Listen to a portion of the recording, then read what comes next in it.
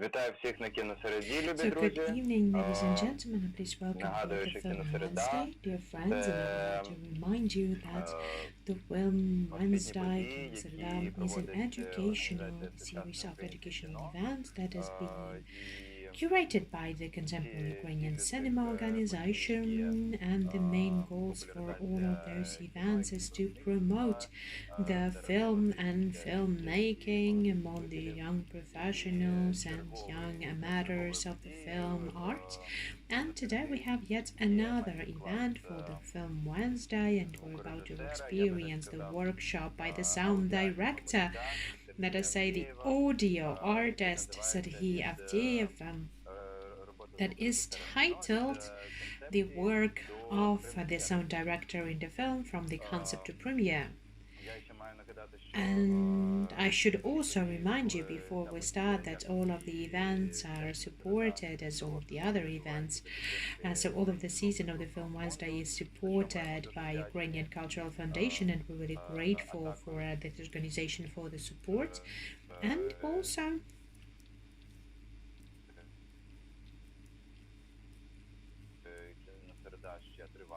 the Film Wednesday is going to be continuing to last, so that is why definitely join us at the next events. And right now, I would like to introduce Serhiy, because Serhiy has been a film sound director for many films in Ukrainian cinema's history right now. So he had The Nail and the Technical Break by Filip Tsotnichenko, The New Jerusalem by Roman Himay and Yerema Malishuk, The Panorama by Yuri Shilov, and so many others films in the recent Ukrainian film history. He is also the member of the Minimum Duo Sound Duo, so you can call him really an sound artist.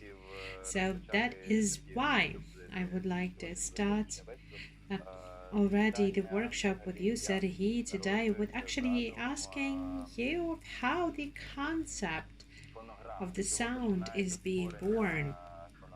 How do you start creating the sound of the film? Thank you. Thank you very much. First of all, I'm pleased to welcome you and pleased to welcome all of the participants who are watching us right now.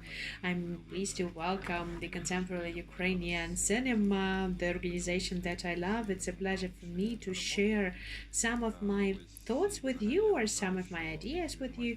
And I do believe that this kind of workshops, they really have to be done not only every Wednesday, but it has to be done more frequently, and we have to engage more and more artists, both audio and visual artists, but because even for me that would be very interesting to listen to many other sound directors as well, and not just the sound directors as well.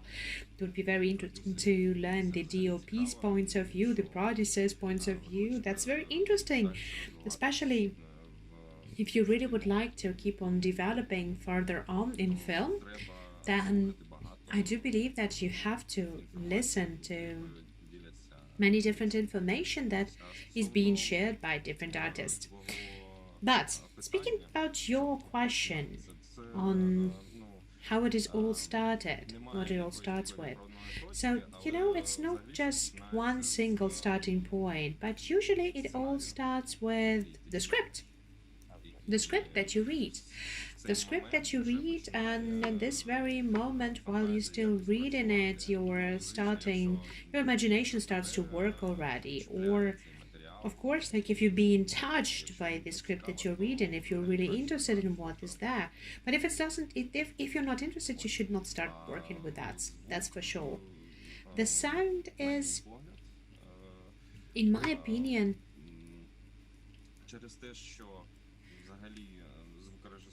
because the sound direction overall is basically interpreting the creative work with the technical measures and the technical equipment, and the sound itself is the natural entity that has to be studied. So you have to know a lot of physics, so you have to know a lot of acoustics, so you have to know even some basic mathematical equations as well.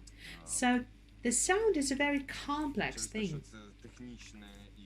because it is in the same time both creative, artistic, and technical thing. It's some kind of scientific thing in a way, and that is why the sound has to be launched from some certain concept, from the genre of the film you're working on some ideas that the director already wants to use even at the stage of the script. So knowing the timing of the film, knowing the type of the activities, what's going to be, whether it's made for screen, whether it's made for television, whether it's going to be some kind of advertisement or commercial campaign. It really means a lot. The concept of the sounds depends on that. The concept of the sound also gives us the understanding of in what way we're going to be doing this sound, how are we going to be creating this sound, or are we going to be recording it on sets, are we going to be doing all of it at the post-pro, or are we going to be needing some certain stages, maybe some certain stages can be avoided in this type of work. So you can start with that, and even lots of creative ideas that are being born from the very concept, the choice of some tricks that you're going to be using, or choosing the sets for the sounds or the presets for the sounds. For example, what kind of libraries of sound you're going to be using, what the ones that you have bought or the one that you have created and recorded on your own. So using all of those sound libraries for your film. So the concept really, really means a lot to that. And yes, for example, we have had my presentation on, and I think that I would like to first to talk about the pre-production, and you can see that the pre-production is the main stage of the work with film. I always say that, I believe that, because the pre-production really, really covers all of it, and the better the preparatory period will be, then the less all of the other stages of work on film will cost you.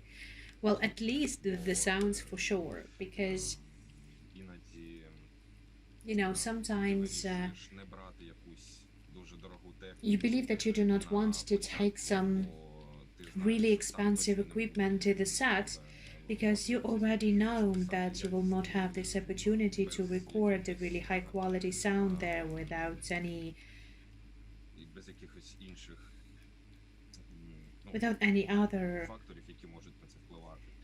other factors that might influence that as well. And you know for sure that this very scene is going to be done later on during the post-pro, and that is definitely going to be seen even in the budget of the film. But that will be that only is possible if the pre-production stage is going to be done in the best way and the best quality. And I wanted to say and emphasize the concept work because, in my practice, almost all of the films in my head, or the films that have been written on paper, or I have some even explanations that you have to write for some of the films. For some films, I create this concept for in my head. I have some creative understanding of how the sound will work with film, and I'm talking to the director about in what way it's going to be working. Maybe we should do it like this. Maybe we should do it like this.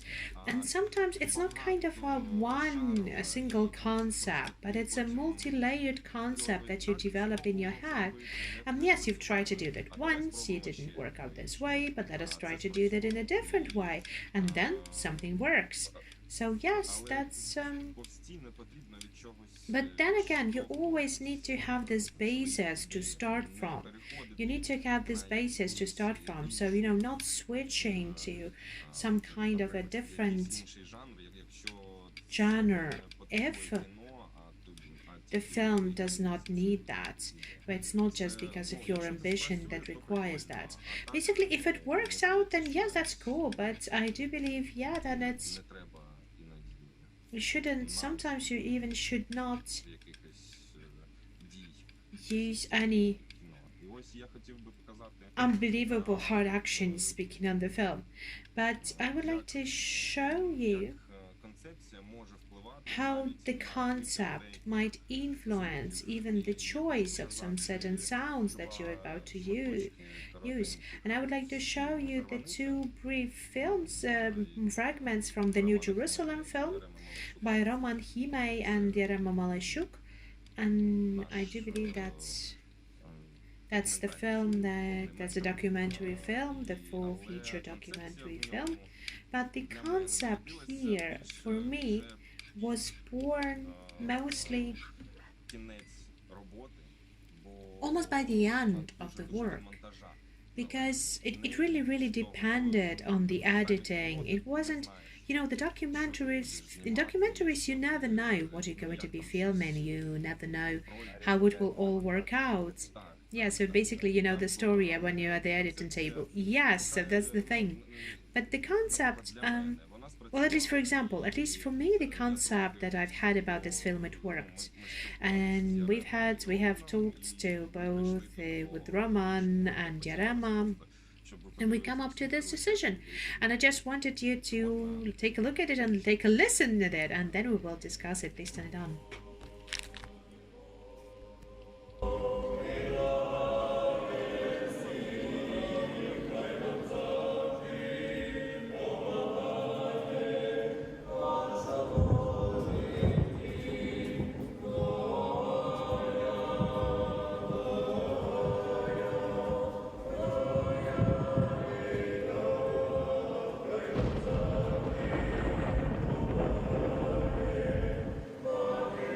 Зараз я попрошу вимкнути, будь ласка, перший уривок.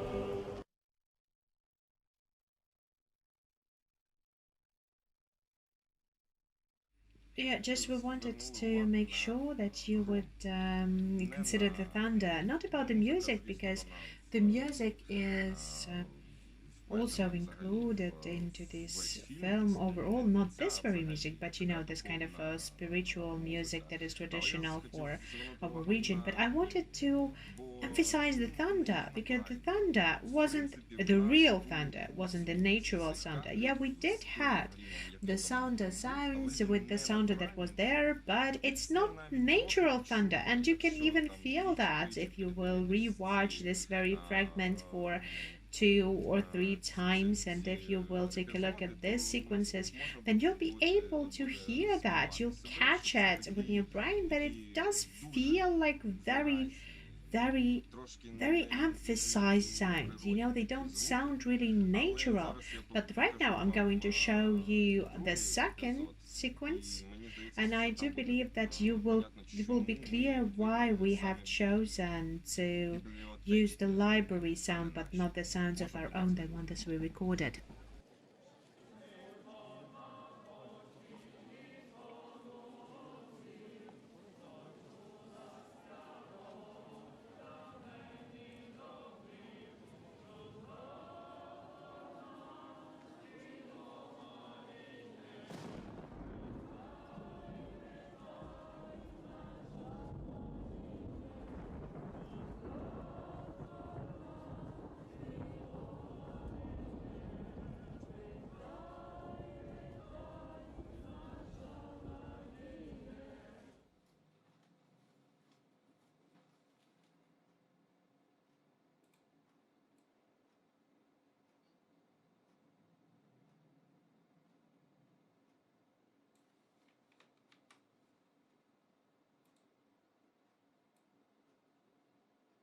Ну, все, добре, дякую.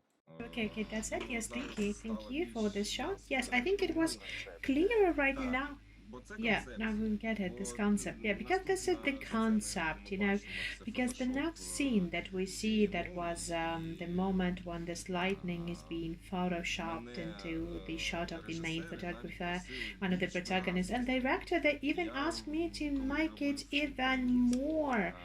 When I was doing the premix, because, what we're doing, the toning together with them most of it.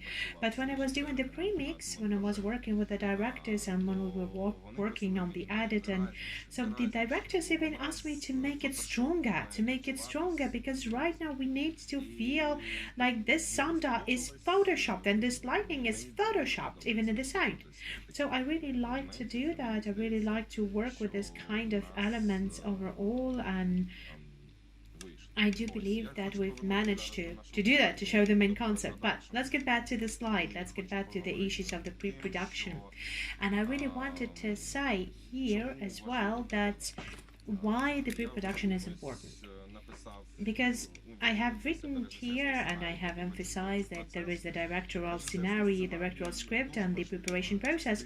So the directorial script is a very important part of preparing the sound, because when we are dealing not kind of a story that is written on paper, but when we already are able to understand what kind of shots the DOP is going to be using, whether we're going to have the moving camera or static, so how many people are going to be talking in the shots, how many lines are going to be used in this very sequence or in this scene or in the next scenes. So not only about, for example, the main characters, but the so-called, the extras, the sounds, that was just the extra sound of the people who are talking in the room who we do not hear enough. So, and you have to think at those stages already what the people are going to be saying, the one that are going to be making the overall noise. So whether there's going to be some phrases that are going to be heard by the characters. So whether the directors have thought about that already, or whether we're going to be doing that on the set. So there is a lot of things that you can use as a basis for that. For example, when you're using the certain equipment, so you know if there's going to be the mobile version or the mobile set of the equipment, or you'll be able to take the whole cart, when standing there, how many people do you need at this filming stage and the production stage.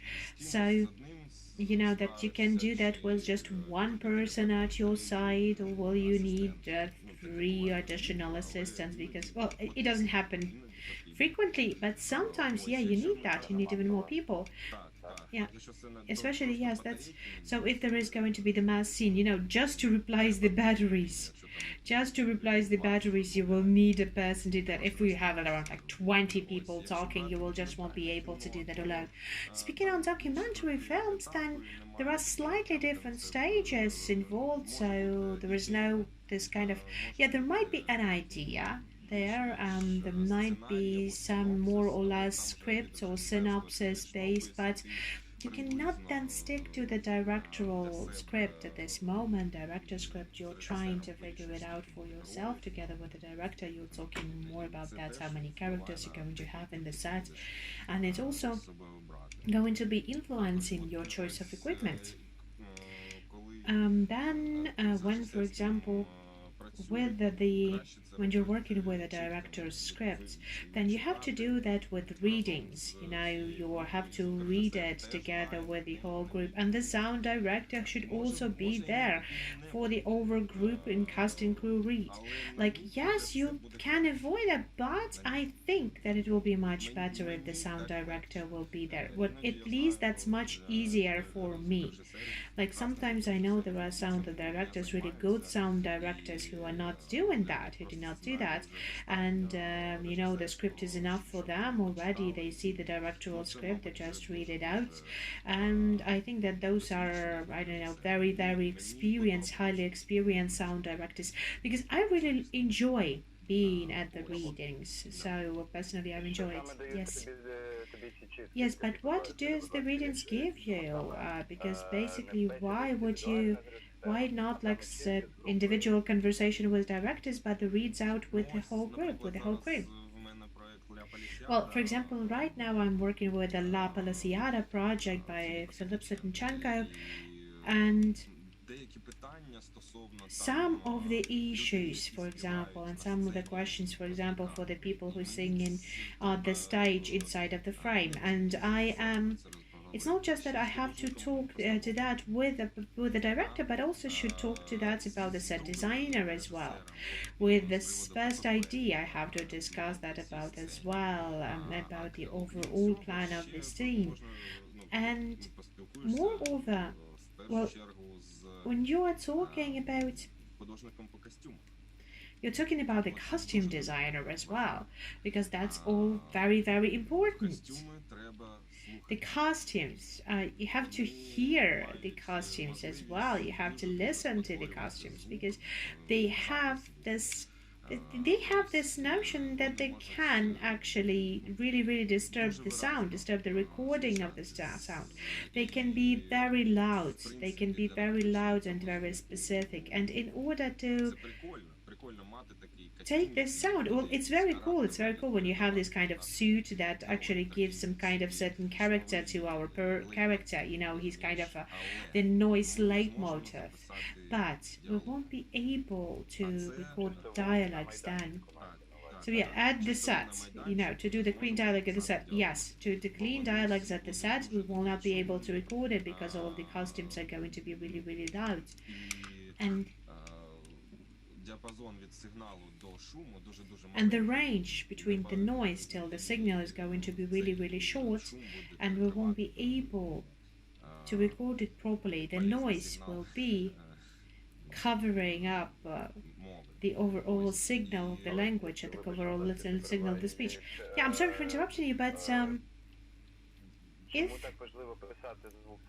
why it is so important to record the sound at the set, and what are the other options instead of it? For example, if there are any options than just recording the sound on the set, then why you should even try to record the sound without any noises, without any barriers or additional problems?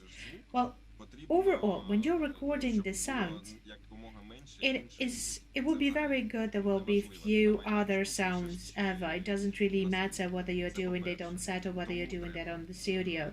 So this is the first of all, the first rule basically. But if the genre of the film, if the texture of the film requires the sound to be recorded on the set, then you cannot take that down. You have to record on the set, because it's a different mood. It's a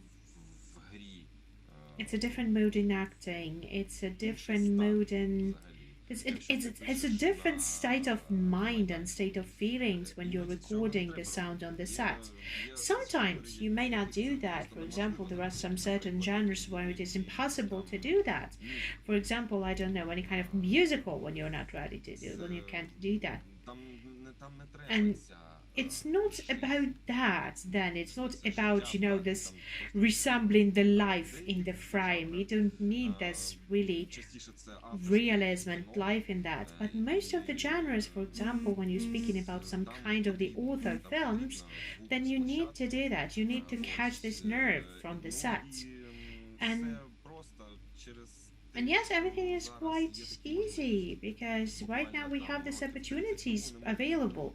And unlike 30 years ago, you didn't have this opportunity to record the sound straight away on the sets. And maybe, yes, maybe the Hollywood, they did have this opportunity, but we didn't quite have it. Okay, maybe not like 30 years ago, but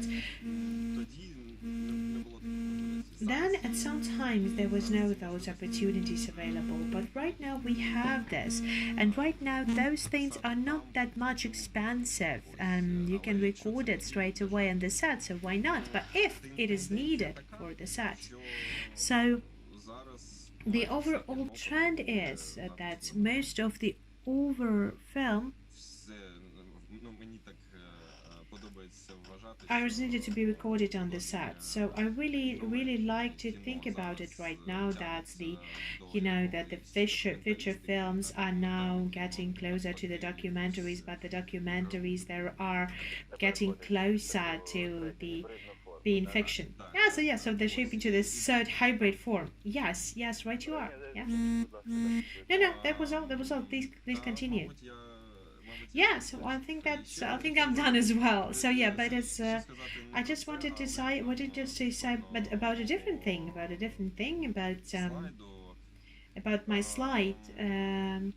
про костюми я поговорив, а ще I've said about the costumes, ще but на освоєння локації. another important thing is about the location. You know, going to take a look at the location, consider what is going to be there, to talk to both the director and the DOP, to consider what is this going to be the overall mise en scene. So what is going to be there, just to use this needed equipment that will be important there, just to choose the right microphones even, because there's no universal microphones there that are going to be working properly at any type of location, at any type of scene. So every location might require its own microphone, but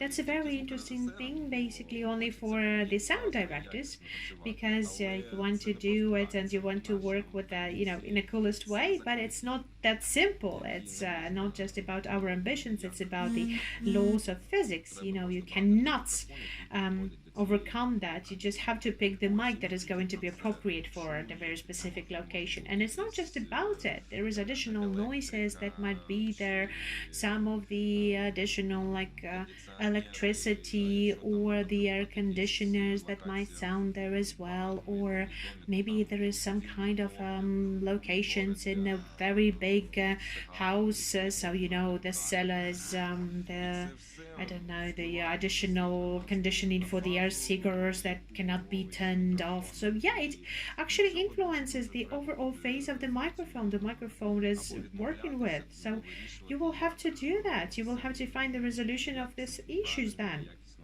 of in what way it can be recorded in the right way. So yes, and at the stage of the pre-production, at the pre-production stage, you should already have the sound design set, the sound department set. Who's going to go for the filming? Who's going to be working for the editing? Who's going to be working with the follies? Who's going to be working on the retoning and it sometimes even depends on the genre. So when you're being based on the genre, you can already start to think at what sound designer and what sound director works better with what genre. So it will be much easier for me to know, as a sound supervisor, would be much easier to work with the sound director as the person who's overall responsible for creating the sound in the film, because I'm also working sometimes in the film. So basically, there are some people who are much more experienced than I am, and they can be doing some of the good things and much better things than I would think of. Like, for example, in the La Palisiada, right now I'm not recording the sound on the set, but Oleg Holivoshkin is recording the sound, and I did that consciously because I do believe it's going to be much, much better for the film. Because again, from my side, I'm heating up some of my ambitions as well. I'm learning from Oleg, and that's very interesting experience for me. So we have only worked for 11 shifts right now, but there's a lot of things that I have already learned, for example. So yeah, by the way, that's a very interesting thing, because let us get further on at this very stage, because speaking about this pre-production, and because we have the questions from the audience coming as well. For example, like what kind of equipment you're using for the recording on set, and you've already had said as well that the sound director is not just a single one person. There is a whole sound department working on that. Can you get into more details about how it is made, how it is done, how the shooting works from the point of view of the sound design department? How many functions do the people have, and what are you using, how with your day starts, and how this day, in what way the day of the sound director is different than the day of any other part of the crew. Yeah, so then I ask you to ask a little bit to turn the next slide, because you can see that the production is like an extreme sport, But basically, yeah, that might be the truth about that, because basically every shoot I have, and not just every shoot that I have, but any kind of shoot, it's kind of a trauma, it's kind of a cut, it's kind of, it means that you're going to have some kind of, bad back or shoulder. So you can get, you can get hurt, not just for the sound directors. And there is something that you have to keep in mind as well, that you can get physically hurt, and it might be the very cool and fun process of the shorts, of the shooting overall, but you should never forget about the security norms. So please, the safety and the security norms is something very important, and for many times I wasn't even able to work after I have ignored the safety rules. So yes, in what way the day is different, in what way the process and the work of the sound director is different from all of the other members of the crew, I do not know actually, because I have never been anyone else but the sound director. Yeah, but as far as I understand, that sometimes there is this privilege of being at the set sometimes later, but you're leaving later as well.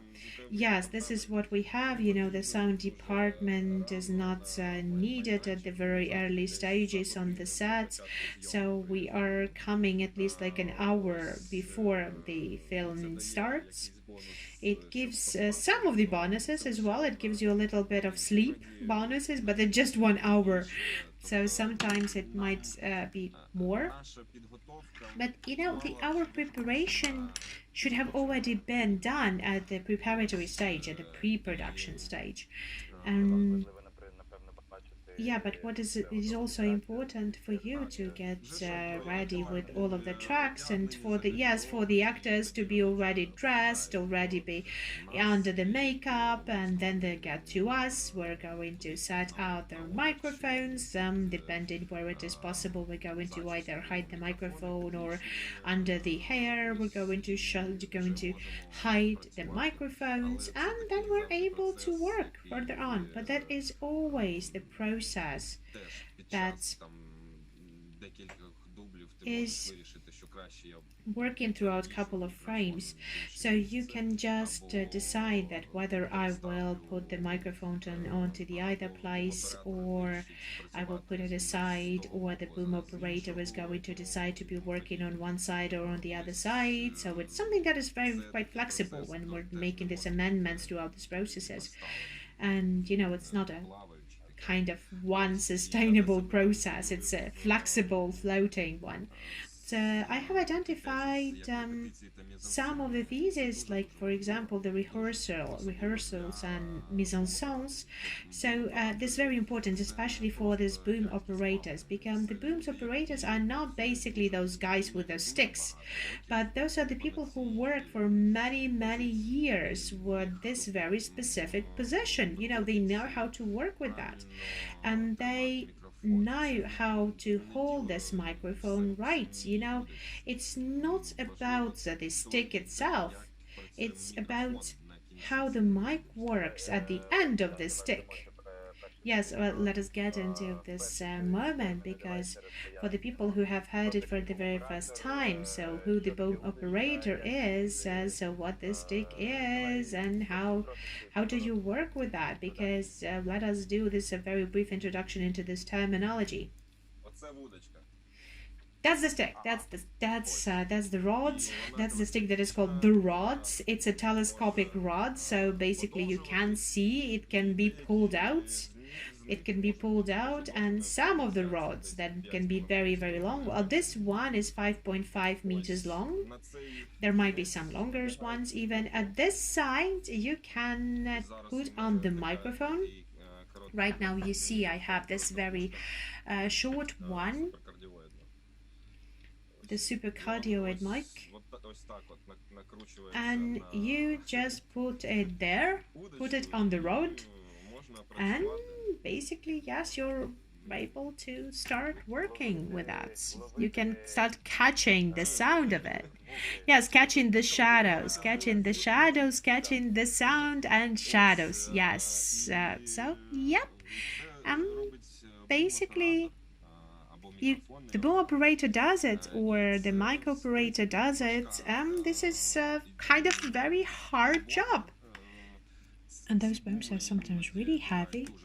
And the rod is 5.5 meters, and you have a very long mic there, and you have a radio system there as well.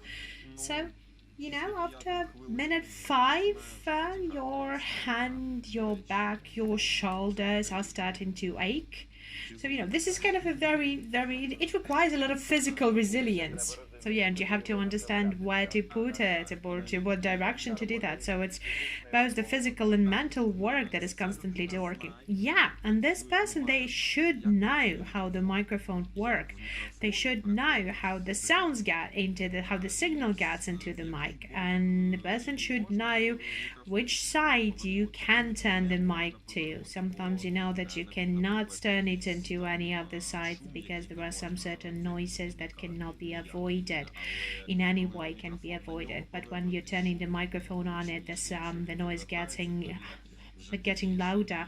When you turn away, then the sound gets a little bit quieter, and you cannot move your microphone constantly because if you're going to be doing that, it's going to be the terrible problem at the post-pro. So maybe there will be still very nicely recorded, but because of the different phases of the microphone, you're going to be constantly hearing those outside noises or sounds. So yeah, so this person, they should know what is the qualities and the characteristics of the microphone, and throughout these rehearsals they identify the mise-en-scene for themselves together with the actors and the DOPs. So they're working with the manual cameras, they're walking around and they understand, so I'm going to be standing here in this way, and there's I'm going to be doing it in this way, and they're going to be using, and there is the other boom operator can cover that, and here I'm going to be hiding because the camera is going, might see me, might catch me there. And there is also the lights that is there that has to be considered as well, because the microphones are setting shadows, so yeah, you can spoil the shot with the shadow from the mic. And yeah, but another things that are very important as well is that the microphones, they have some of the peculiarities that are not as the same things as in our ears. So what is important for the microphone is the distance. The distance that we're working with is important for the microphones, and there are the distances that the microphones will not be working. There's no sense in using microphones sometimes on certain distances. So sometimes you have to sacrifice the good lighting so that the microphone could get to the point where it will be possible for the microphone to work at its best. Yes, by the way, it was just quite recently that we have tried to set out the lighting scheme in order to take the sound in one long shot. So to do that in the right way, to record it and to film it as we would want it to do, we've tried to shift the lights. All respect to you. Yes. Well, yes, the director, the DOP, she just shifted the lighting a little bit and changed the lighting scheme a little bit, because that was, of course, a harsh process, and it's always this art of compromising, actually. And everyone has to get agreed with what is going on, because everyone is really eager to do their job in the best way. But yeah, you just have to find the best options. Yeah, right you are. Good. So I also had some of the other points is, again, being quiet at the set. So there has to be 100% silence at the set, because basically I don't mean that just the average things like no electricity generator sounds or any other equipment that should be turned off during the shooting, during the filming, or to get them outside as far as possible. But there has to be the additional sounds, the same from the film crew. When someone, for example, is whispering something, even though whispering that the human whispers is on those frequencies of sound that you can hear the most. Those are the most sensitive frequencies. So we cannot hear what is being said, but we can hear that there is something that is going on there.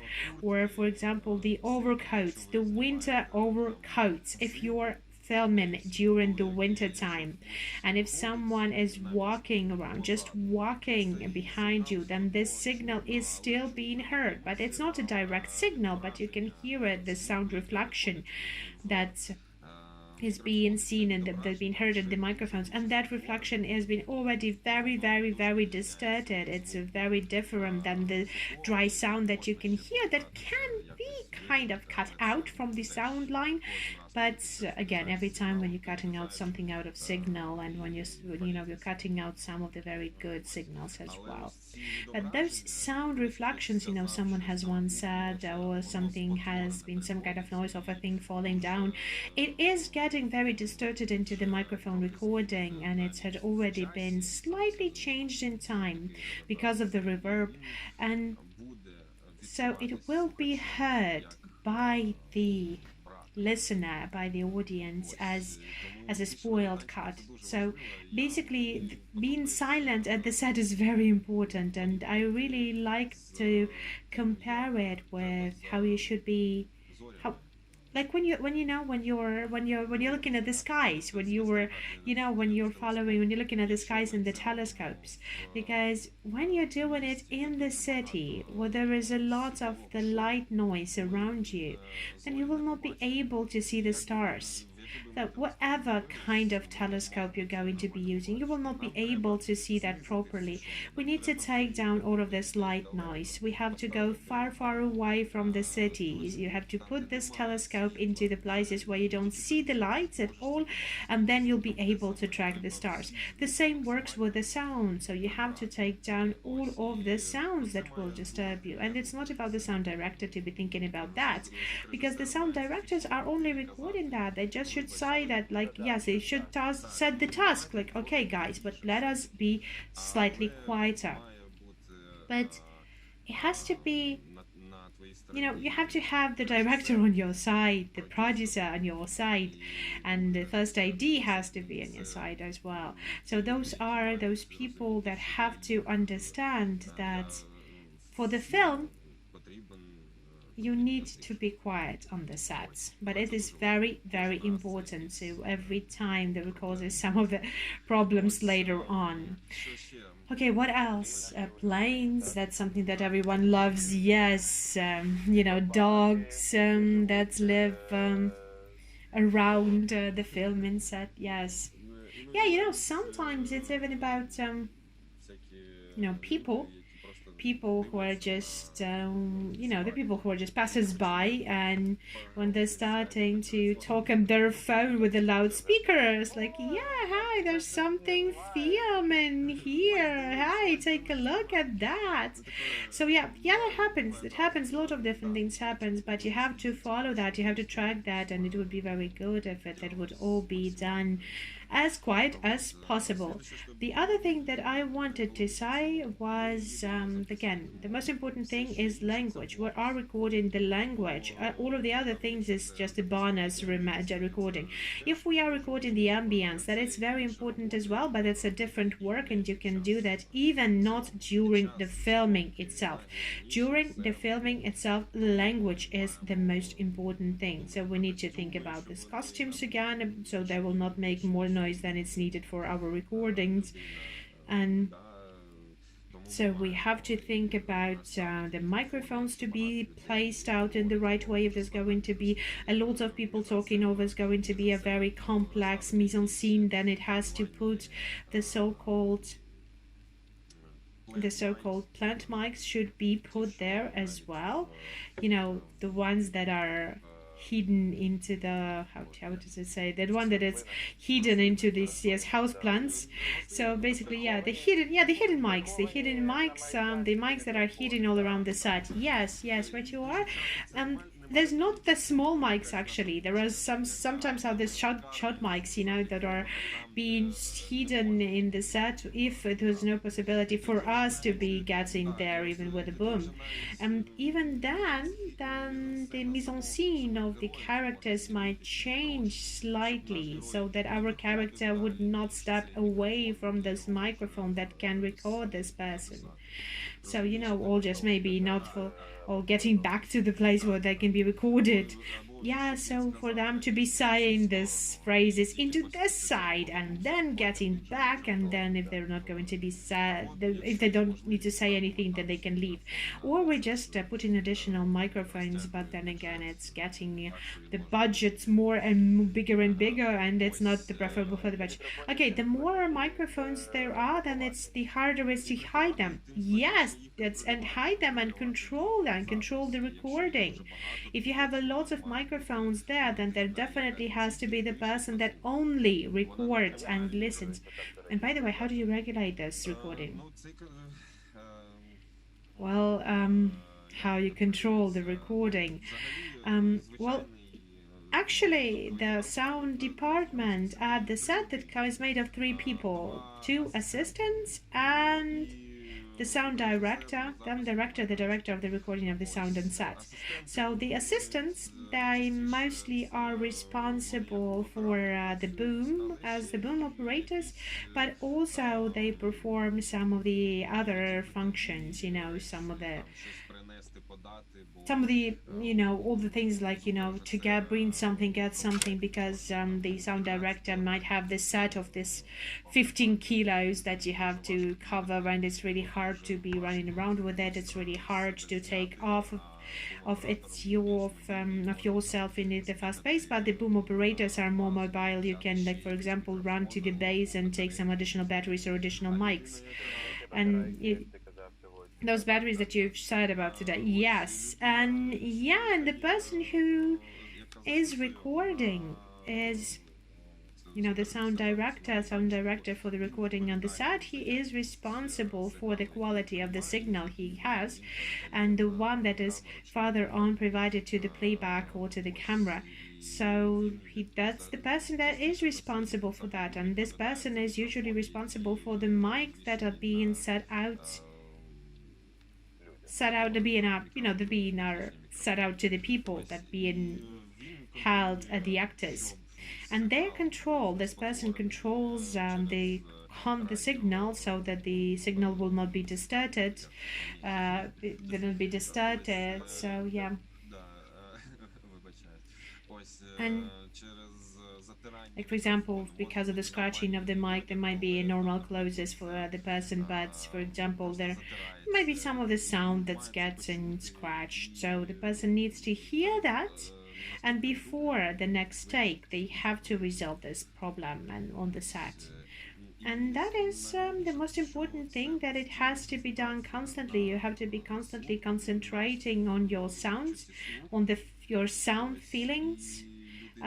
This is basically that the person is really getting tired of it in a really fast pace. So basically, yes, that's that is really exhausting. Yeah, it's really exhausting because basically, even if you will not hold on this 5-meter stick, but even when you are holding to this 15 kilo set, when you are holding it to this 10-12 hours, and by the way, people, as far as I know, that's like 3 or 4 hours. That is what is really gives you the opportunity to concentrate on the sound, because just person, not just the sound director. Sound directors might be trained to do that for the longer period of time because they're getting used to that. But in the same time, it might be even shortened on the other hand, because it is too concentrated. Yes, right, you are. It's like a higher concentration of the sound. It depends on the person, but it's not about being a high top sound director or high quality sound director. That's funny. But okay, I just wanted to also identify identify the need for the rest, during the filming. It is very important for the crew to rest, because this is something very important. This is an important organizational process as well, because you have to have a bit of rest before the next shooting starts, and if you will not be able to do that, then you will have the bad quality recording down, because you haven't heard something while you were recording, or even you felt lazy to improve something, or like you have no resource to do that. So yes, it is very, very important to have some rest during the shootings. Yeah, that's definitely important. Okay, so the advice for the sound directors: always request the lunch break. That is make your high quality work.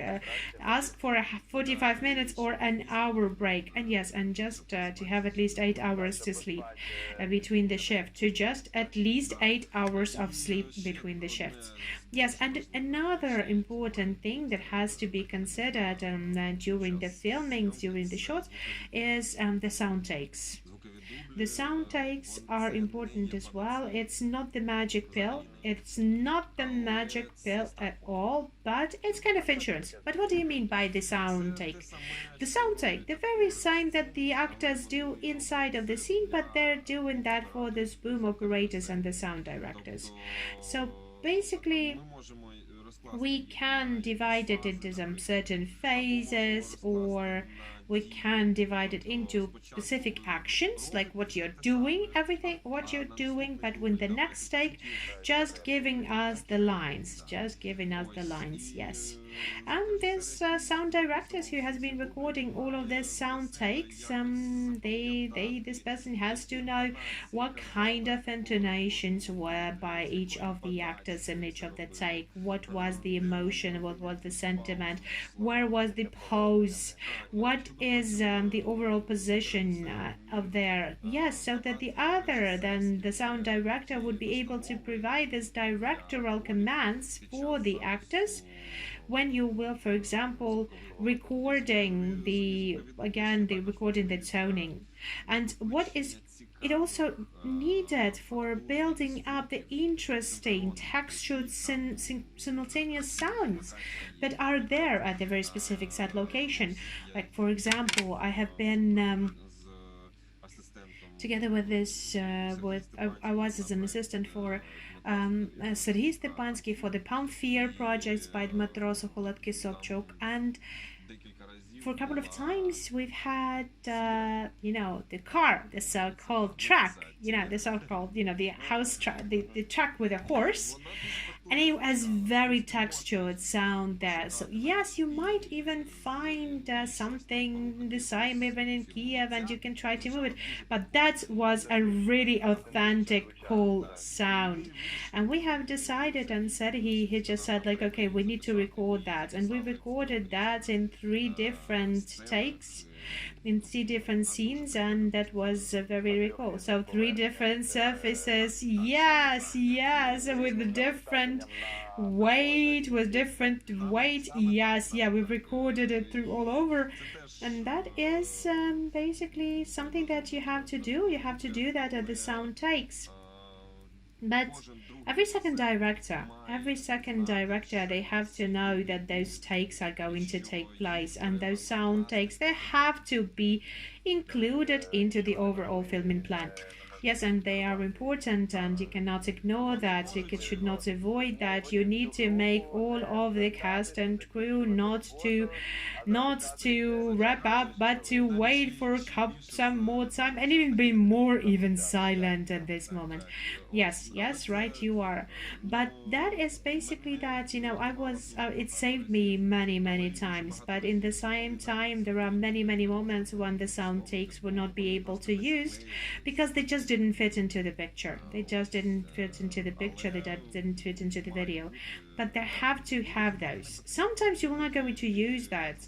Sometimes with the sound director, okay, we don't need it here. We have the very clear, nice sound here, and we've had enough takes, so you'll be able to use the different sounds, and you can even be able to cut out the comments from the director to the actors or whatever other sounds of the team. But for many times they've actually saved me, that the scenes have actually been saved by the sound takes. Yeah, so that's all I wanted to say about the production moment. So if you have any questions, then you're pleased to welcome. Well, yeah, basically, I guess that's all the questions about the production stage. But getting back for the equipment, for example, getting back for the question that Boris has asked us about. So during the filming, and you have said that you're using, if we can divide it into overall, so you're using the different types of equipment, then you're using these boom microphones as far as I understand. So what does this, there is something that the boom operator uses, then there are the hidden microphones, then there are the microphones that are used by the actors that are being carried away by the actors. There is, yes, there are the recorders. So this is kind of like an equipment that basically records all of the signals from all of the microphones, and then so what is else? What else that is needed? What is there? Well, first of all, it will all depend. It will all depend on the number of people who's going to be talking in the frame, who's going to be talking in the scene. Because if there's going to be just one person speaking, there will be just one boom operator. If we're going to have couple of people in the take, and that there's going to be people standing in some distance between one another, like more than a meter and a half, this already requires the two booms already. So yeah, that it means there's going to be two boom operators, plus there's going to be the sound director for the recording, and then the booms there are of a different kind as well.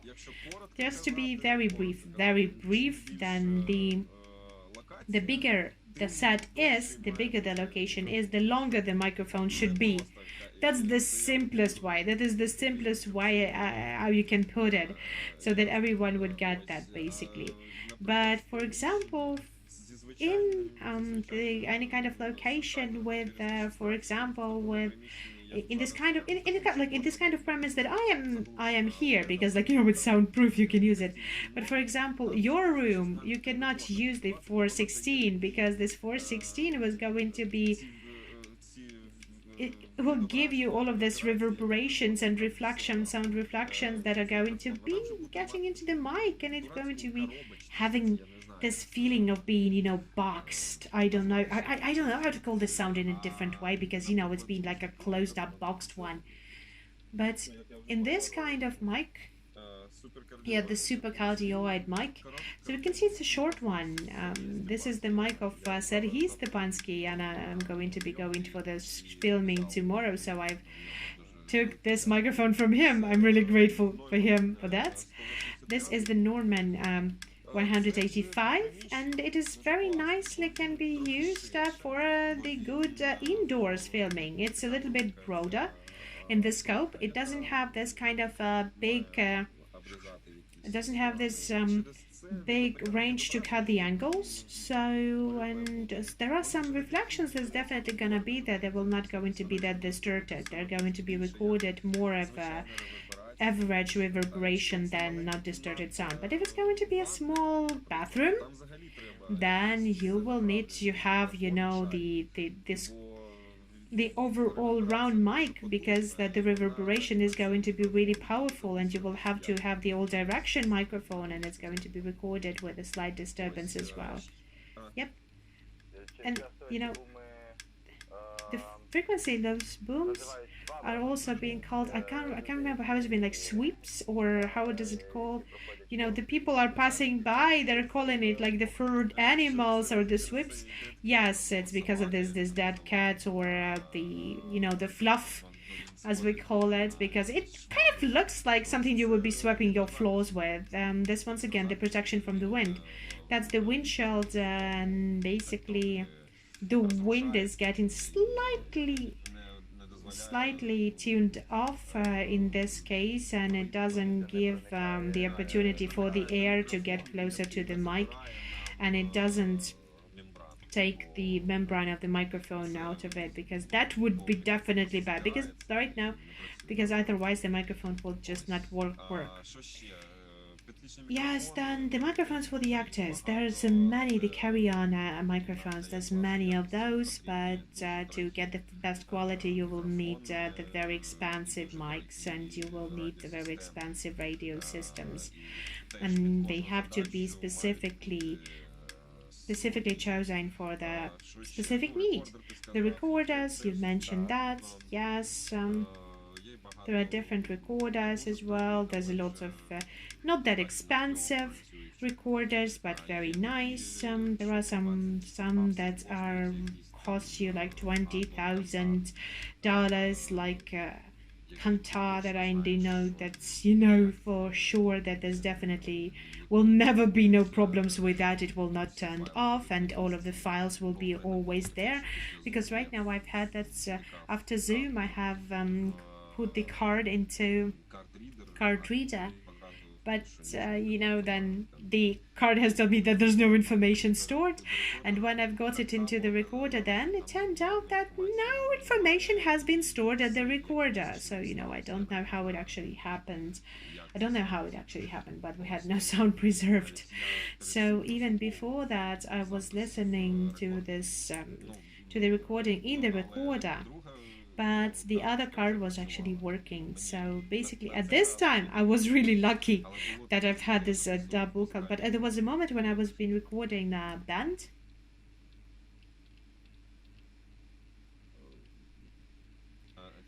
and I'm sorry, there's I think something is wrong with my internet. Yeah, you've just lost you for a second. Yeah. No, yes, now we can hear you. We can hear you right now. We can hear you. Please continue.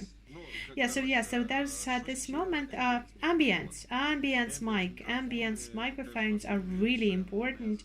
Those are not the usual mics. There are not the usual mics that you're constantly using, so sometimes even the booms are used to record the ambience. But of course it would be much better to do that with specific microphones with the huge membranes there, so there's going to be providing you the high quality aspects of the ambience. But what do you mean by ambience? Okay, ambience,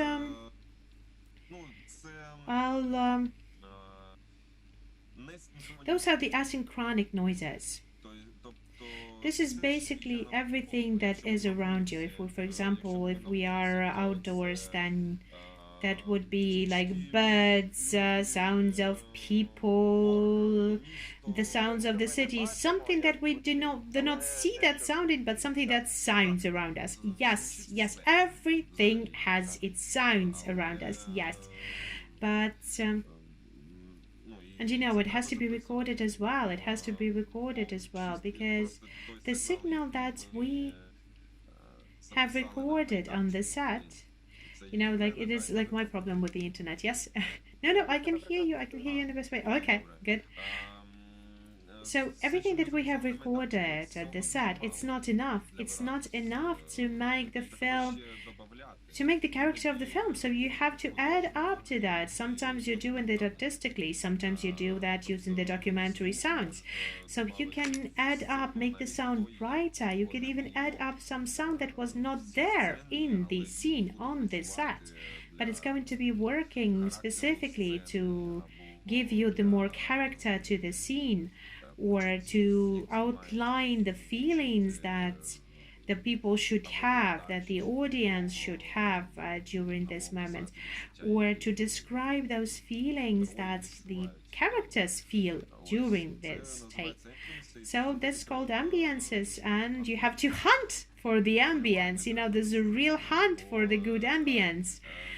So this is a very interesting job, because you're standing still for like 20 minutes or sometimes even more. And people are asking you, what are you doing there? And like you're just telling, like, I was recording the sound. And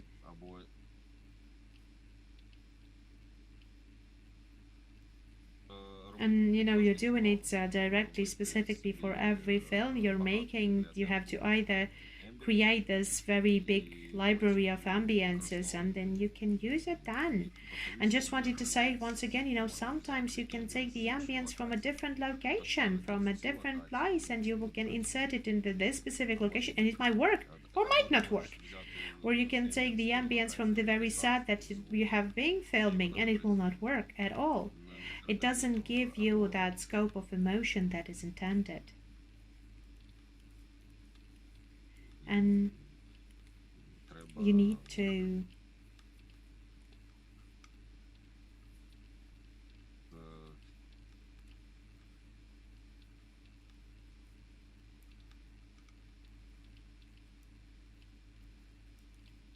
Serhiy, are you with us? Yes, okay, you can't hear me? No, we just have this moment when you freeze a little bit for a second, but but right now you got back, so yeah, we can hear you more or less properly. Yeah, okay, because we don't have enough time, but we are not even in the middle yet. Yeah, so this is the hard time for us to get to this stage when we have recorded everything, the ambience, the noises, the words, and we're starting to do, as you've said, the editing of it and starting to work with that.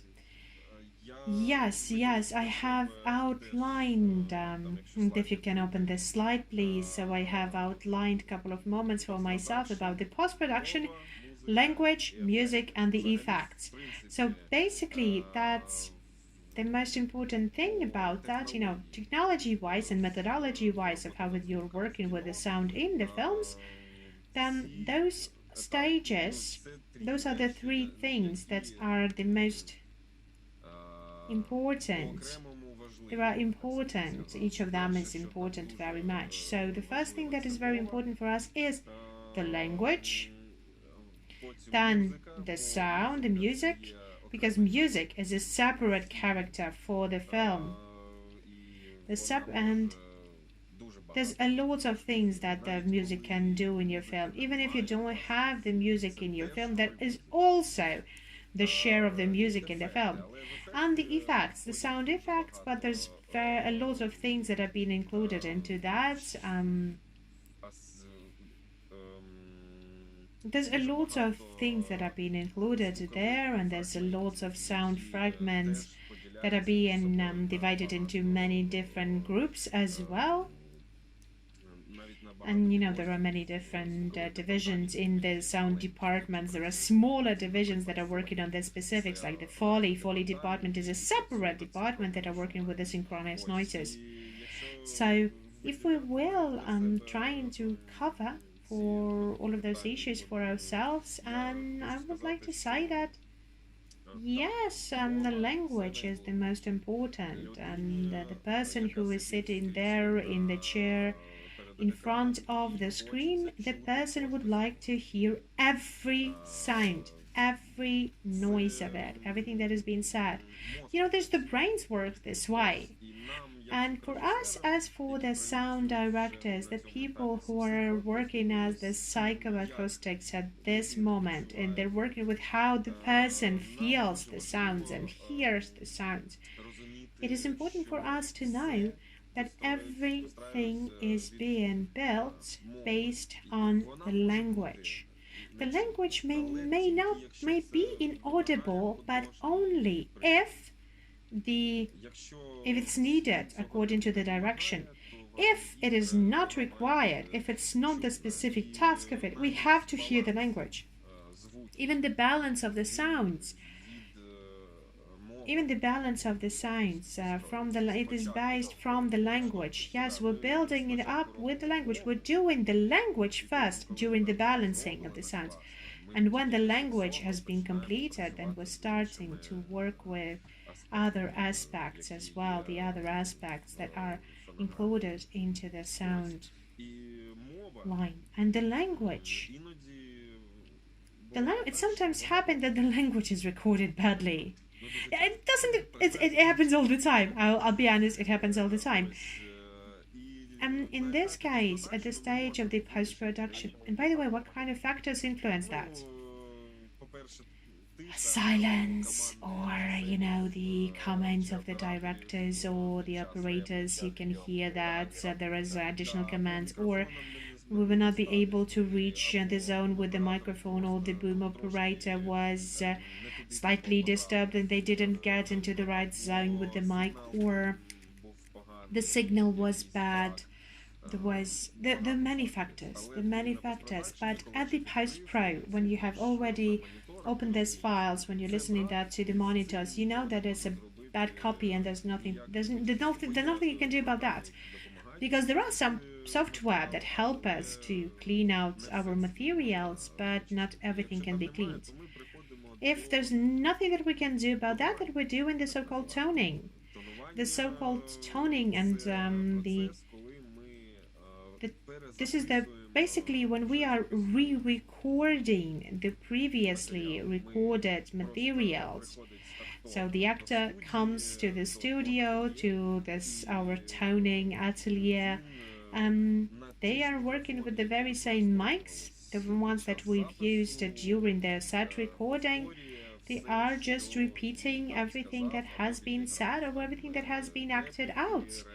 The breathing, the lines, the silence, the responses and reactions, they're not moving as they used to be moving on the set, but they need to react the very same emotions, the same words. If they, for example, haven't voiced out some words, or they just, have said it in a different language or whatever, that's all has been done like that, and then it's being put into the lip sync. And lip sync, I do believe that there's like how the lips move, so the movement of the lips in the synchronous time.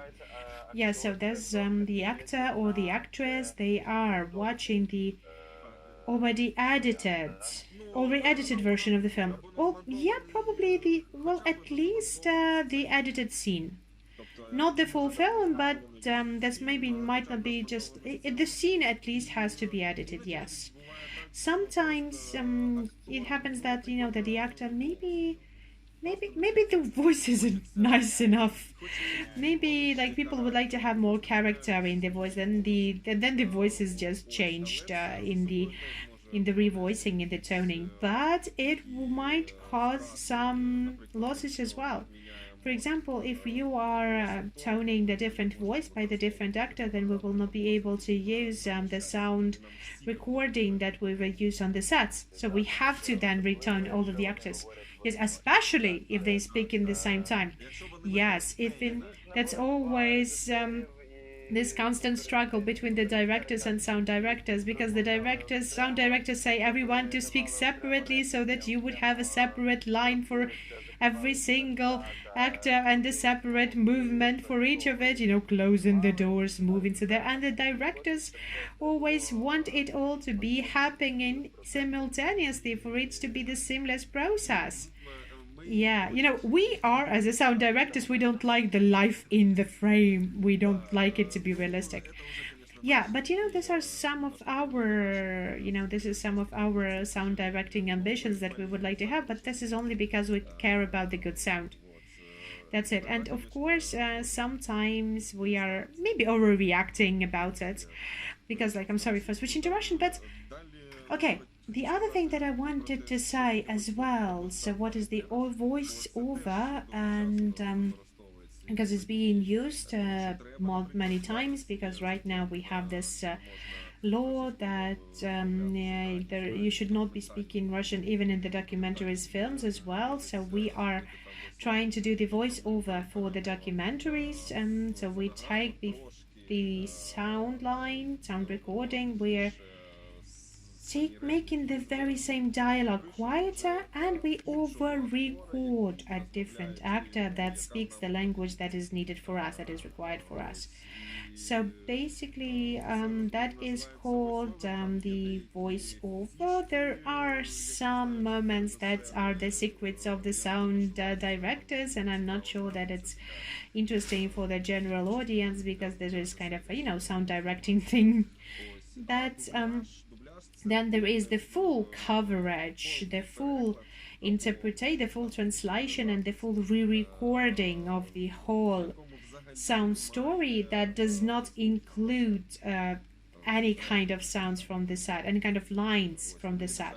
So the lines, the language lines from the set are being cut out fully. For example, if there's going to be a film that is going to be shown in the other countries abroad, so the sound directors, they have to get those multi-tracks prepared, that the multi-track that is going to have separate follies, ambience, there's going to be the sound design separate, so and there's going to be a separate track for this lines for the language, and then you will send this pack for the sound directors that will be working on that in other countries, and they're going to be doing the language version of your film. But again, language is the most important thing, and this is the main thing that we use as the milestone during the toning and re-recording and voiceovering and whatever. Even some words can then give us an idea how can we resolve some sound problems overall. So yeah, then I also would like to show you a brief video. I don't know, we still have the time. Yeah, still have some time, and we have a couple of questions from the audience as well. Yeah, because I really wanted to talk about the Foley, ambience, and sound design and effects, and from about music. Yes, that's great. Because the thing that I wanted to ask you what those stages are, what's the differences, and there's also the questions from our audience. So what is the recording is? Yeah, that's in the very end. We're going to get that, and we're going to finalize that and cover that as well. Okay, good. So I want to show you, I've chosen the 3 moments from Panorama by Yuri Shilov that we have made together. I was only responsible there for the post-production, because the production has been made by Yura alone. So he was, he has an on-camera microphone, and there's nothing else, and I just wanted to show you those 3 pieces. Yes, because that's a documentary. Yes, it's a documentary film. Yes, yes. So can we launch it in some way? Yes, please. Тільки звуку немає.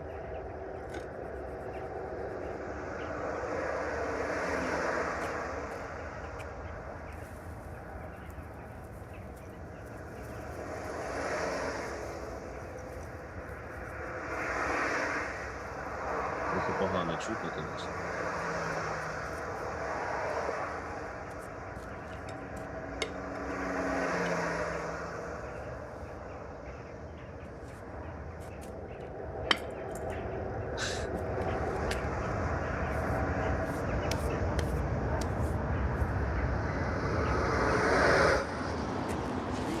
Тут вже інший кусочок треба. Другим пустим. Але звук трошки спотворений приходить зараз. Погано. Що можна звук.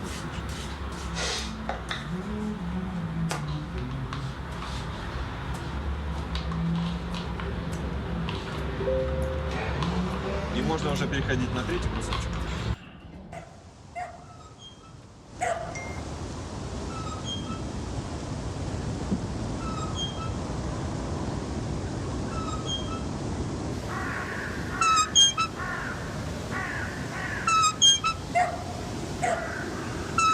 Ну и на этом все. Yeah, I just wanted to show you these very fragments. I know that unfortunately you might not have been able to hear them properly. No, but if you're listening to in your headphones, then it was quite clear that, that was a separate track for the sound of this material world, world that there was just, as far as I understand, it wasn't recorded in the very same moments of time. Yeah, that was all about follies and ambiences, because for some moments of the film, didn't have the sound at all. And yes, unfortunately, Yura didn't have this mic without the wind. He had the mic without the windshield, and this final moment when the person is sitting on the swing, then yes, then that was that moment when they're painting the wall and there was like a music playing from the radio, and we were not able to buy it. We're not able to use it due to the legislative restrictions. In the very first fragment as well, there was the cars that were passing by. That was the metro bridge in Kiev, and there was a lot of cars that passed by. They were really, really, really loud, and the microphone, the camera mic was didn't record anything nice. So basically, everything has been done with the help of the Follies. And yeah, if we will just watch it on the big screen, then yeah, a lot of people, they did not get that. They did not understand that all of that has been done.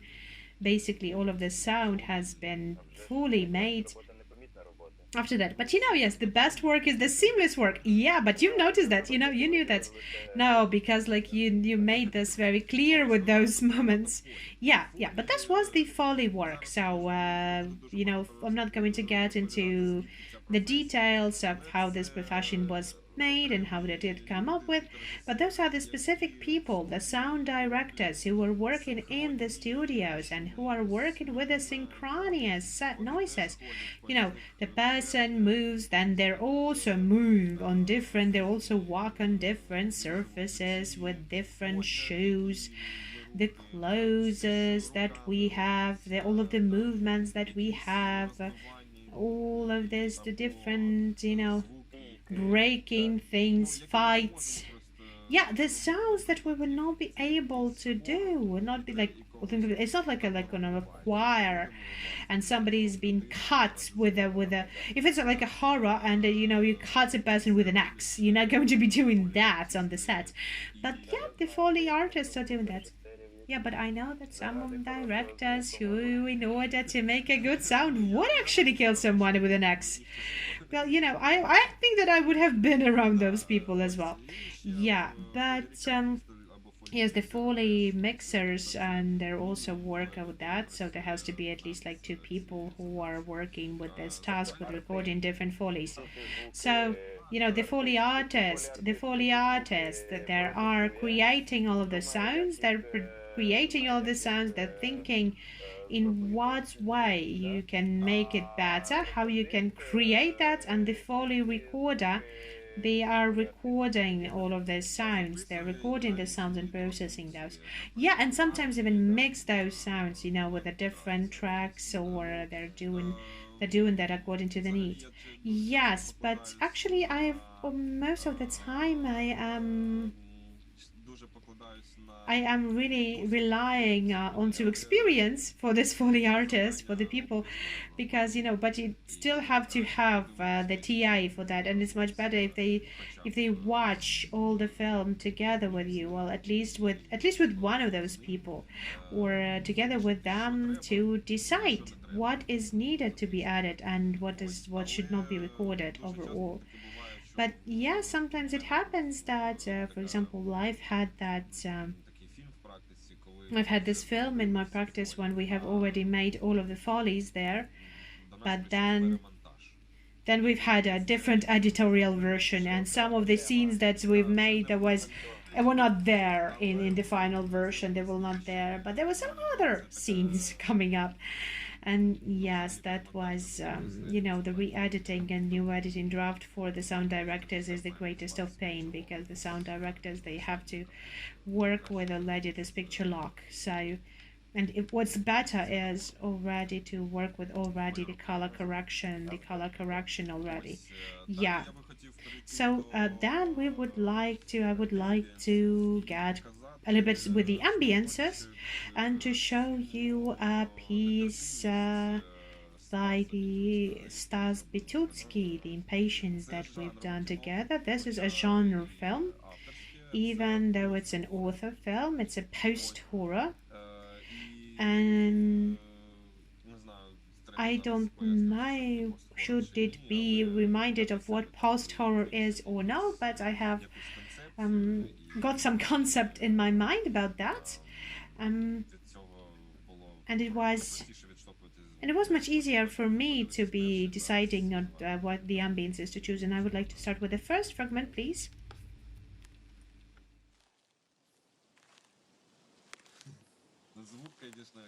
знаєш, особисто до мене доходить дуже спотворено. Ну, зум. Так, не знаю. Ну, я хочу To draw your attention to in this moment that when we have been working with Stas, he has told me that I don't not want to have any birds in this like forest. We are in the forest that has no birds at all. дуже важко знайти. So it's really hard to find this kind of place. Ви там хочете. Yeah, you see? Yeah, we can turn it off already. So this moment, I was wanted to show you with this one is that sometimes, okay, not sometimes, but in any film, ambiences they also have some specific function to cover. Sometimes they add up the idea of reality, the idea of the documentary action, so we would know that they have to make it real, to verify the reality, or it has to be very, very artistic. And in this example, I think it is a very, very artistic way. It's not a real forest. And if I can recall it in the right way, there are the 4 ambiences straight away, and one of those is just the wind that gives you this slight, there is a fog in there, and that gives you this a very interesting density of this fog. It's a constant dense sound that is also being felt there. Then there is the forest, and I just cut out the birds. But how did you do that? Яким чином? Well, with the help of the plugins, for the Isotope or RX, and with the editing. Yep. So it wasn't that hard. But what I wanted to say with that sometimes at some moments, you need to put the sound into the ambience. You have to put the ambience that's not the one that has been on the set, or not the one that you feel would be best for the scene, but you just have to use the ambience that will help us to develop the moods of the character, or that's going to give us the overall understanding about what the people should feel, what the audience should feel. I'm actually when I'm telling something about the sound, I usually like to say that the phrase by Walter Murch, who has been awarded with Oscars for multiple times. He has been awarded for the sound effects Oscars, yes, and what he said basically that he has two really cool phrases. One that is that film is a visual medium, but the picture only tells you half of the story in it. Yeah. And the second thing that I really liked from what he has said is that the sound for the film is not what the audience should hear or should notice. It's not about that. The sound is about what the audience should feel. And I think, and this is a very important difference. And here I also wanted to, create this emptiness, to create this density and emptiness of this forest, so that we would know that this person is alone there. And if we will now turn on a sequence from Mia Donna film by Pavlo Ostrikov, then I will tell you a little bit more about that kind of ambience. Що думаєш, надо було взяти? Не знаю. Та ні. Вона якась странна, і ці цвіточки ні до чого. І мала. Добре, що не взяли. Слухай, ти не хочеш пиріжок з горохом? Боже, ти успокойся з цими своїми пиріжками. На виході візьмемо. Що, не терплячка чи що? Я попрошу давай ты кофту купим, ты ходишь на режиссера нее. трансляции Стой! чуть перемотать. Иди Чуть-чуть сюда. перемотать. Женщина, покажите эту этот кофту. кусочек Шестикутку. на Оксан, ну я не хочу. Ну, почти в конец этого. Успокойся. Да, куда-то сюда. А я мать. А що з тобою случилось? Слухайте, ну давайте ще цю шторку туди-сюди. Сейчас. Та не волнуйтесь, сейчас. Вот, остановимся Получилось? на этом. Та ні чорта не получилось. Остановимся на этом. Stop with that, and yeah, at this very moment, at this very sequence, I really wanted to show that in this film here, the genre of the film was mostly about the magic realism. So we know that the adult man, he's been covered by this curtain from the circus, and he's turned out to be a boy. But Pavlo Ostrikov, the director, when we have been working with him, he really asked me about that. Listen, man, like I'm sorry, like but he knows. He really asked me that we would make as as less magic as possible and much more realistic. So we don't have any kind of magic sounds in here.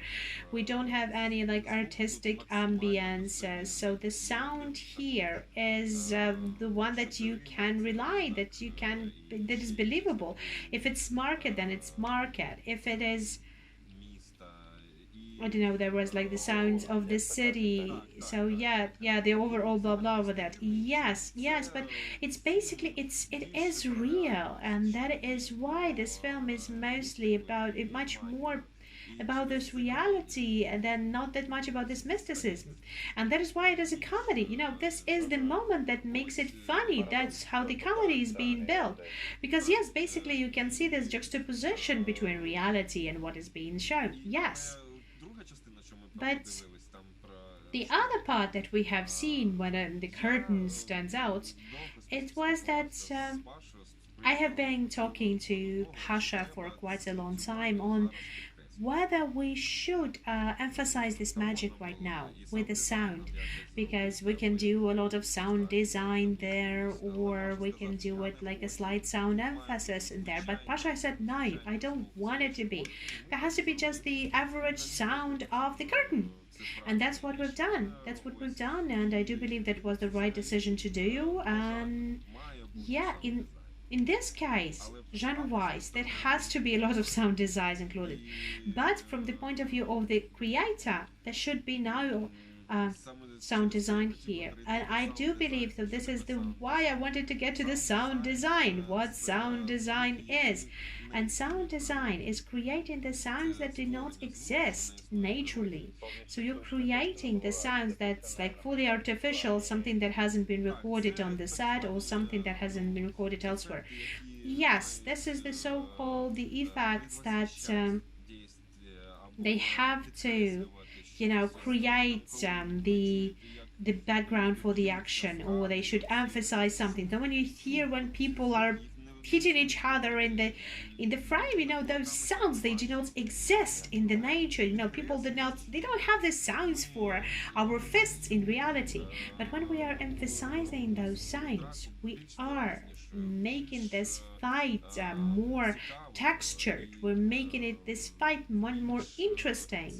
And we are emphasizing this movement. This movement becomes tougher. They're becoming deadly. They're becoming lethal. And sound design is about creating, like, for example, the laser sound, because the lasers don't exist. Well, the lasers exist in science, but we don't have those blasters and laser blades as we have in the Star Wars. Yeah, in the Star Wars. So if you are not aware of that, then the sounds of the lasers and blasters in Star Wars was done with that, with this link. So yeah, they've just got the mic of it. There have been knocking on this link. Yeah. Yes, they have been using some metal to crush it, and you have this sound in there. So if you will just click on it close to your ear, then you will hear this laser blade sound. But sound design is a very cool thing, and if we might take a look at the second part from the same film by Stas Bistutsky, I have also done the sound design for it,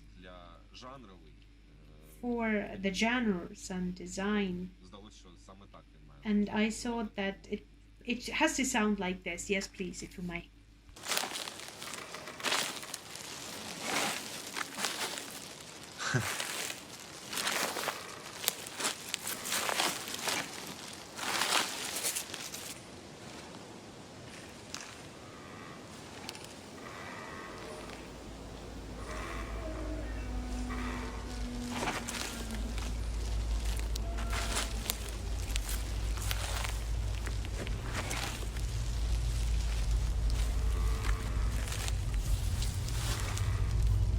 Я думаю, що треба вимкнути, бо нічого не чутно, і ми тільки час зараз витрачаємо. Давайте вимкнемо. Well, unfortunately, I don't know whether you'll be able to hear that. I really love this work, actually. I really like this piece, but because, again, the genre film, especially horrors, thrillers, or any kind of historical films or sci-fi films, for the sound directors is the very cool field for their artistic expression. And yeah, especially for the sound design that you have mentioned. Yes. Well, yeah, I've enjoyed that. I really love doing sound design. I don't know why, but you know, out of all of those different stages, I like the editing of the sounds. I do really love that, and I do love the sound design because I know that it's something that I love. All of the other things, I think that I would delegate it to other colleagues of mine, the ones that can do that in a better way, because well, I love other things to do. And unfortunately, you were not able to hear that, and we have already the different sounds, you know, distorted sounds of wolves coming up, and then we'll have a wolf in the frame, and then there is a different location, but with the help of this roaring of the wolf, I've made a little bit of suspense effects coming on, and the sound design is about that. It is creating these feelings. The very specific feelings are being created by the sound design. Like you feel like we need to be scared here. It's not about funny, it's not that you have to think of something, not about being bored, but you know, creating the sound metaphors. Like you can feel that, you can feel the sound metaphors. We see the witch in front of the frame that roars as a wolf, and it's a very interesting sense metaphor. But based on that, you know, it's already the second function after that. The first function is about fear, creating fear as much as it possible. As much as it associates directly with it. Yes. But yes. Yeah, but let us talk about what happens when all of those stages have already been completed. Let us just a little bit about music, because I really want. I know there was a question about the music as well, yes. And you've said that, you know, the lack of music in the film is as music as well. But, you know, the lack of music is not the music itself, but I said that if you don't have the music, is also the role of the music. It's also important because the audience, the spectators, they are used to see and feel music in films. Well, if you will just try to think about, you know, not like the cinephiles, but if we'll speak about these audience, the usual audience, then the usual people who come into the film, they are used to listen to music in the film. And when they don't hear the music in the film, that's already a very interesting moment, a very interesting influence for the consciousness of the people. example. And I believe that when there is no music in the frame, that is one of the important role for the sounds and the music. Because even for the films that have the music and they have the moments when the music is not included, then it has a very different way to be seen by the people. You know, to have this music pause is a very important role of the sound as well. But I would advise to everyone to read out the Zophilis's work, The Aesthetics of the Film Music, which is a very powerful theoretical piece on what is the role of music in the film. And there's many roles that the music takes in the film, and I do believe there's a lot of things. In this piece, there is at least 15 of those. But in my opinion, the music and the overall, the contemporary arts, they're changing fastly, and we do not even know what kind of roles for the music will be further on when the music is combined in the vertical editing with the picture, what kind of function it has. I do believe that there are many functions and roles that the music can cover, and this is the very big field for the further research and experiments. But you have to keep in mind that music is a separate character of your film. And the music can tell you a certain story. The music can unite locations, or music can combine some sequences in the life of our characters. Music can be the symbol of something, or music can be a quote that will refer to other films. So music, there's a lot of roles of music, there's a lot of things that music can do. And how to do that? Well, you have to know how to use that, especially if you're a sound director and a director.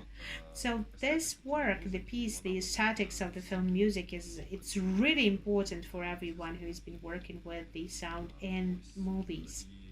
And I also wanted to show you 3 sequences from the break by Philip Sotnichenko, but unfortunately the quality of the sound is not very good.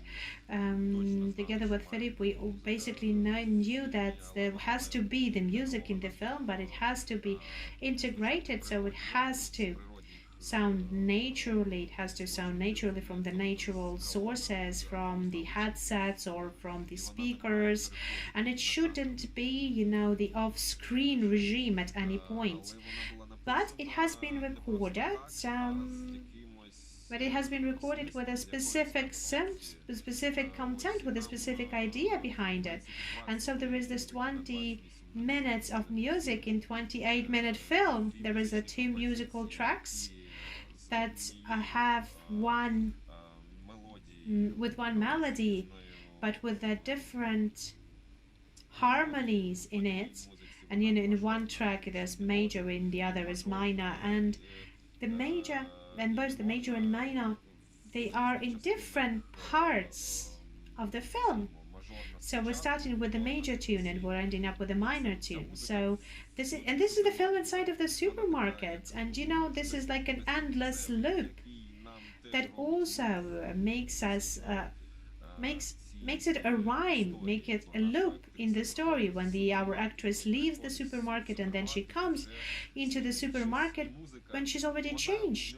The music is the same, the melody is the same, the tools are the same, but basically she is a different one. It's already in the minor key, and it's like, sadder, much sadder than on. And yes, in our character, our actress, she listens to the music in the headphones, and the camera really, really gets closer to the ear many times. And we really would like to know what is playing down there. But we have been thinking about what she should be listening then, and we have decided with Philip that the story of our character is much wider than the one that we have shown in the film. And we have come up with a minimum story for her, and we have understood that this girl she smokes and, she drinks a lot of beer after the shift, even when she is pregnant. So we have thought that a girl like that, then she's going to be listening to the very bad Russian rap. And I've wrote some music, and I've called my friends from Kharkiv, the rappers from Kharkiv, and I've asked them to write some text on some kind of a topic. They did that, and we've made this, Russian-speaking rap. But there is a full track. There are two tracks actually. But you can't hear it as the music. You can hear that as only annoying factor, because the concept of the film was that it was important for us to get the audience annoyed as much as possible. So that is why there is some additional saws or the cracks or the bicycle that creaks, and there's the music that is actually squeaking from the ears of the main character. It's only, first of all, gives us the better understanding of the personality of the character, and the second thing, it actually annoys and irritates our audience. Okay, so how do you do that? How do you get it all together in the end with all of those ideas? The re-recording, yes, the thing that we're coming to. Yes, this is the final mix. This is the final mix. Why it's called the re-recording? Because basically it started from the older tradition when there was a user film for recording the sounds as well. So yeah, we've used a couple of tapes and you use it to one. Yes, so when you've had a couple of the tapes and you've had this track with ambience, track with music, tracks with a separate track for language, and you've had a lot of tracks like that, and you have the tapes like that. They all have been synchronized with one another, and they have all been tuned in to the one analog panel, and then you've got them all recorded into a multi-track or the multi-channel or the stereo recording in that balances that was needed for the sound directors. Right now you're doing the final mix with not in the way it used to be done before, because it's really hard for the tape to rewind it backwards and forward. Right now you're doing it much easier, but the principle is just the same. You are doing the balance between the sounds, between all of the layers of the sounds that you have heard, and there might be multiple layers. You can have a couple of hundreds of layers and different tracks. A couple of hundreds, even more. Sometimes you have less, of course, but we need to mix the language, the music, the effects in a way so that it will not interfere with one another, and so that the person would feel comfortably in listening that, or uncomfortable in listening that, if that was the idea of the film. And that is being done for every specific job. It's done separately, because not all of the films are being made in surround. Some of the films are made in stereo, for example, and so we're doing that in a studio like this. But if you are doing a big film when you need to have the surround sound, which is the multi-channel soundtrack that even uses the speakers behind the audience's back. There are sound woofers behind the seats, or the stereos above you, so there is a lot of interesting moments that can be used like that. But then this kind of multiple tracks is going to be re-recorded in the film room. So you will need some certain conditions to do that, and the some location to do that. And yes, the conditions, yes, it's not just the software that you need, it also requires the certain area. Yes, and a person that can do that. Yeah, it starts with a person. And idea that is also important as well, because basically, this concept, this idea behind it, it actually leads till the final stage. that is the first thing before the premiere, because as far as I remember, the final mix that we're recording is the final thing, and after that the soundtrack of the film is ready. It's only the premiere then. There are some other technical aspects about that as well, but I don't think it's an interesting thing for anyone to learn. It's just, it's just the process wise. But yeah, basically, yeah, that's it. And так, треба. Це останній процес. that's the final stage, that the final process that is being done by the sound director before the premiere. But what is also important, when you've had this final mix in this audience, in this room, you have to listen to that in a different room, in a different cinema room. Then you need to listen to it on computer. Then you have to listen to it on TV. Then you have to listen to it in your headsets. And then, of course, there might be some of the problems coming up, and it's okay for every spectator who's going to be watching your film. So, with all of the possible mediums, so going to be watching and listening to your piece with all of the possible mediums and all of the possible devices for them. So, yeah, that's wow. In order to please the audience, I think in order to please the audience, both our spectators and listeners, if we will get back to the topic of our today's workshop.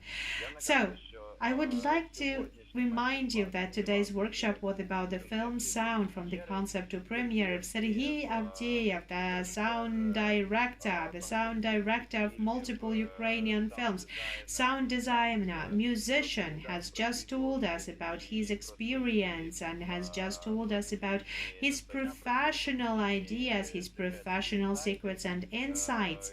I would like to invite you to join us for the next events of the Film Wednesday to get to know more about the film production, to get to know more about the film analysis, and please become the friends of Ukrainian film, and please share the word among the Ukrainian audience. Thank you very much. Thank you very much for staying us so long, and good night. Please watch Ukrainian film. Thank you, Maxim. Thank you, Serhiy. And I'm really grateful to the Contemporary Ukrainian Cinema for having this opportunity to share my experience. It was a pleasure for me. Thank you. That was cool. Okay, have good night.